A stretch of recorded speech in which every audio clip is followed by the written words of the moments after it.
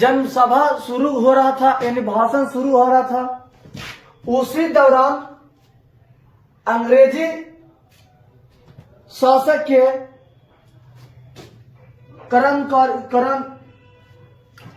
कर्मचारियों ने O Dyer, एक सेनापति के तौर पर थे, ओ डायर ने और डायर को कहा कि उस बाग के चारों तरफ से घेर कर इन्हें आदेश दे दिए कि जो वहां पर बिना आदेश के, हम लोग का बिना प्रमाण के, बिना आदेश के जो जनसभा कर रहे हैं जलियांवाला बाग में, उसे जाकर रोकिए। और गोली चलाने का भी आदेश दे दिए थे। आदेश दिए किसने? ओ डायर ने। और इस आदेश का पालन करते हुए आर डायर ने जलियांवाला बाग इस तरह था, देखा जाए तो मतलब इधर से सिर्फ जाने का रास्ता था और चारों तरफ से बंद था। इधर से आप सिर्फ जा सकते हैं, बस एक ही वो गेट था। और इन्होंने ले जाकर इस गेट के पास ही टैंक को रोक दिया और चारों तरफ से सिपाहियों के जाल बिछा दिए और अंधाधुंध निहत्थे लोगों पर अंधाधुंध गोलियां चलाई।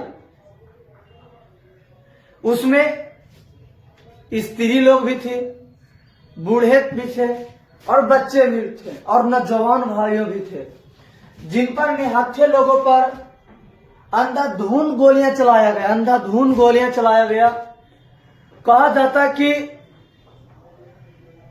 उनमें सिर्फ अगर जो कोई बच्चा था तो सिर्फ एक बच्चा था जिसका नाम उधम सिंह था।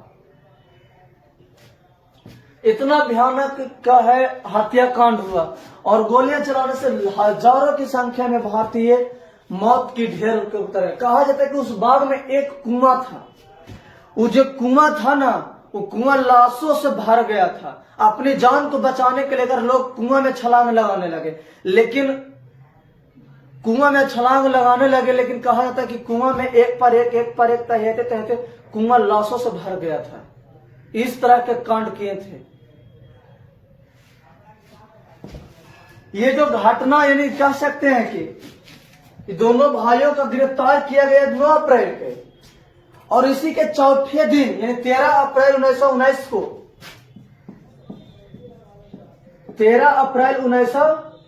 1919 को ही ये कांड हुआ, जलियांवाला बाग हत्याकांड। जब इतना भारी काफी मात्रा में मौत देखना पड़ा तो कहा जाता है कि देखकर रूह कांप जाता था, जितना दर्दनाशक मौत हुआ था। बूढ़ा से लेकर बच्चा औरत सबका ढेर लगा दिए थे, जिसे ही आज हम लोग इतिहास में जलियांवाला बाग हत्याकांड के नाम से भी जानते हैं। जिसे आज इतिहास में हम लोग जलियांवाला बाग हत्याकांड के नाम से भी जानते हैं। कहा जाता है कि जो ओ डायर था ना, ओ डायर को जब ब्रिटेन गए थे ना, तो उन्हें सम्मानित किया गया था और उस सम्मानित के तौर पर तलवार दिया गया था कि बहुत अच्छे काम करके आ रहे हैं। सोचिए क्या अंग्रेज लोग चाहते थे। जो कहा जाता है कि वहां पर एक समाचार पत्र, ब्रिटेन का एक समाचार पत्र द मॉर्निंग पोस्ट ने जनरल ओ डायर के लिए राशि जमा किया था और उसके सम्मानित किया था। राशि जमा करके उन्हें सम्मानित किया गया था। सोचिए लगता कितना अच्छा काम करके आ रहे थे। सोचो यहाँ लाख हजारों के मौत के घाट उतार कर गए थे और उन्हें सम्मानित किया गया था। ये थी ब्रिटिश शासन।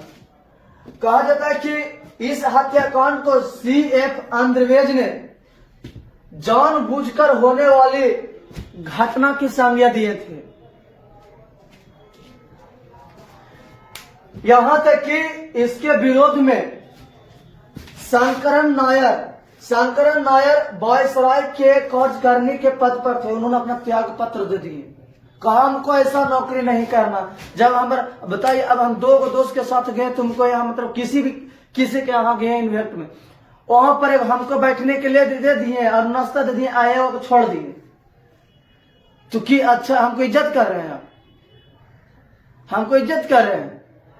हम आपको उतर गए तो हमको बैठा कर नाश्ता करा रहे हैं, आए को खाड़ी रख ले, उसको बैठेला कुर्सी तलक ले दिए, तो क्या मेरा इज्जत हो रहा है? इसी कारण से शंकर नायर ने कहा कि देखो हम वायसराय के कार्य करने के पद पर, मतलब वायसराय के निचलौका पद जो होता था काम, छोटा मोटा काम करने के, जिसके पद पर थे शंकर नायर, उन्होंने कहा कि हम ऐसी नौकरी नहीं करना चाहते और त्याग पत्र दे दिए। यहां तक कि महात्मा गांधी का 5वें पुत्र जमनालाल बजाज को माना जाता है, उन्हों के भी उपाधि दिया गया था राय बहादुर का, उन्होंने भी अपना राय बहादुर की उपाधि लौटा दी। हमको ऐसा उपाधि नहीं चाहिए। रविंद्रनाथ टैगोर ने नाइटहुड की उपाधि लौटा दी। अब क्या पीठ पीछे बार कीजिएगा, हमको उपाधि देते हैं ना, सम्मानित करते हैं, इतना मूर्ख समझे। इन्होंने नाइटहुड की उपाधि भी लौटा दी। यही सारी घटना इतिहास में, आज के इतिहास में जलियांवाला बाग हत्याकांड के नाम से जाना जाता है।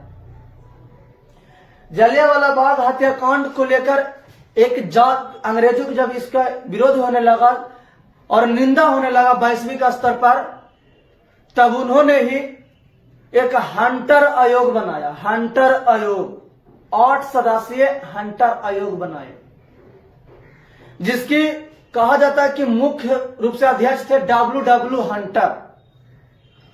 डब्ल्यू हंटर उसके मुख्य अध्यक्ष थे और 8 सदस्यीय अध्यक्ष वाली एक आयोग बनाया गया, हंटर आयोग, जिसके द्वारा जांच करना था कि मतलब जलियांवाला बाग हत्याकांड में कुल कितना लोगों की मौत हुई है। सोचिए। चलिए छोड़िए, इसको जांच को लेकर एक अलग से वीडियो बना देंगे, क्योंकि लमसम 10-15 मिनट तक ही एक अच्छा छोटा सा वीडियो ठीक रहता है, ज्यादा बड़ा हो जाता है फिर अच्छा नहीं रहता है, तो 10-15 मिनट तक ही।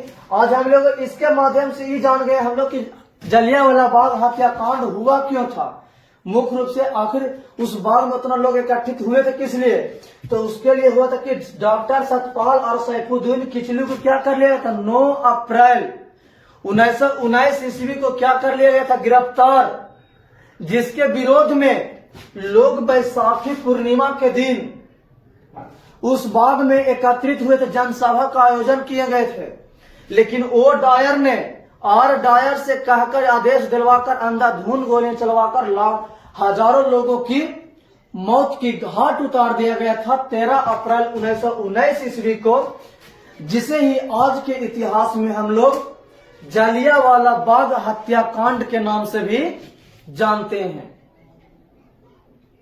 ये थी जलियांवाला बाग हत्याकांड पर एक वीडियो दोस्तों। तो हम आशा करते हैं कि आप लोग को अच्छा लगा होगा, और अच्छा लगता होगा तो आप लोग दोस्तों तक शेयर कर दीजिएगा। फिर मिलते हैं इसकी जांच को लेकर वीडियो के में, तब तक के लिए जय हिंद।